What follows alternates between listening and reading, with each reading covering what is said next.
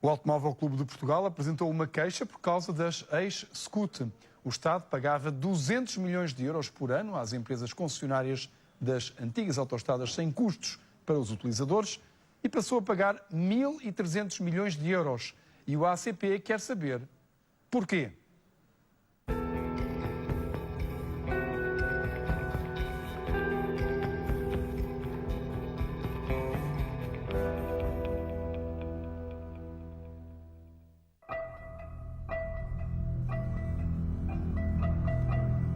SCUT, a sigla significa sem custos para o utilizador.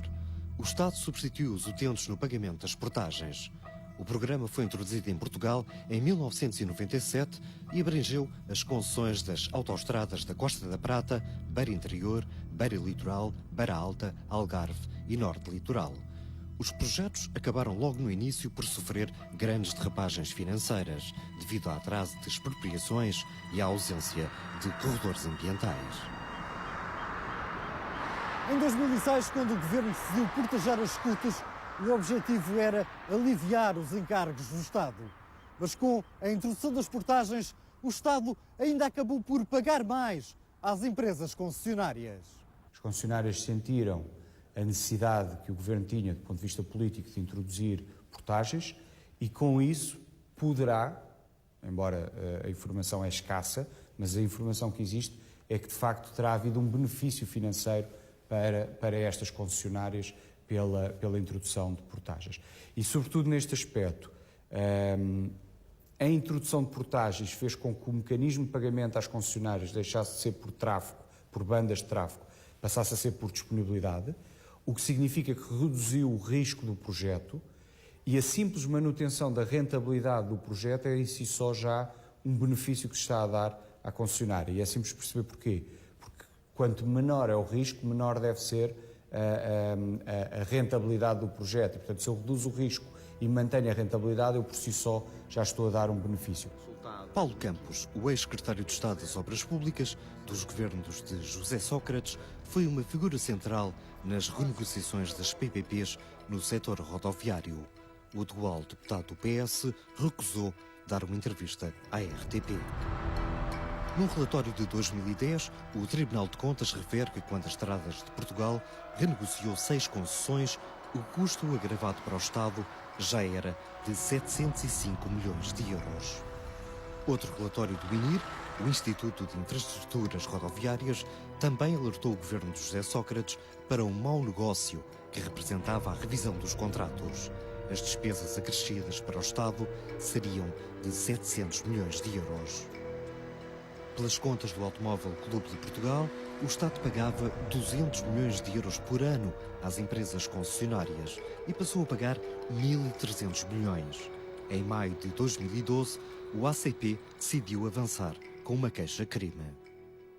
Nós investigámos durante 1 ano e meio tudo o que se tinha passado com as PPPs no que diz respeito às SCUTs e verificámos que havia indícios de várias irregularidades porque não era possível o Estado estar a pagar, e bem, 200 milhões de euros por ano para a utilização dessas SCUTs a quem explorava essas SCUTs e de repente passar para 1,3 milhões de euros, portanto 1.300.000 euros de utilização dessas SCUTs. Portanto, não podia ser, era impossível. E, portanto, porque os cálculos do tráfego tinham que ter sido bem feitos, não foram bem feitos ou foram mal feitos, temos que saber porquê, se isso já faz parte dos indícios das irregularidades e, sobretudo, porque é que, de repente, o risco das PPPs que estava naqueles que quiseram explorá-las passou para o Estado. Porque as PPPs, quando foram construídas, e bem, no tempo do António Guterres e do Ministro Cravinho, era, no fundo, refazer estradas antigas, pô-las com quatro vias e permitir que as pessoas se deslocassem com mais mobilidade. Aliás, como sabe, havia 93 entradas e saídas e, portanto, permitia que as pessoas tivessem uma mobilidade completamente diferente. Havia um custo para o Estado que era normal que houvesse e, portanto, 200 milhões de euros estava certo em relação a isso. Agora, o que não se consegue perceber, e ainda estou por perceber hoje em dia, é porque é que o Estado pagava 200 milhões e passou a pagar 1.300 milhões. O DCIAP, o Departamento Central de Investigação Penal, tem em curso uma investigação que já levou à realização de buscas nas casas dos ex-ministros Mário Lino e António Mendonça, do ex-secretário de Estado Paulo Campos e de Ana Tomás, ex-assessora do secretário de Estado. Todos recusaram o nosso pedido de entrevista. Na Assembleia da República foi criada uma comissão parlamentar de inquérito que concluiu que a renegociação das SCUTs em 2010 se baseou em pressupostos errados que lesaram os contribuintes portugueses e também que o processo de contratação foi de difícil acesso público e pouco transparente. Nós só conseguimos ter acesso a esses contratos depois de apresentarmos a queixa. Tentámos tudo antes da queixa de conseguir esses contratos e esses contratos estavam completamente blindados, quer nas concessionárias, quer no próprio Ministério. Nunca tivemos acesso a nenhum contrato. E esses contratos são públicos. Portanto, se nós estamos a pagar, através dos nossos impostos, essas concessões, esses contratos têm que ser públicos, obviamente, não é? Com a introdução das portagens, o tráfego nas ex-SCUTs teve uma quebra acentuada. Construíram-se estradas para agora não cumprirem a sua finalidade, a circulação de pessoas e bens.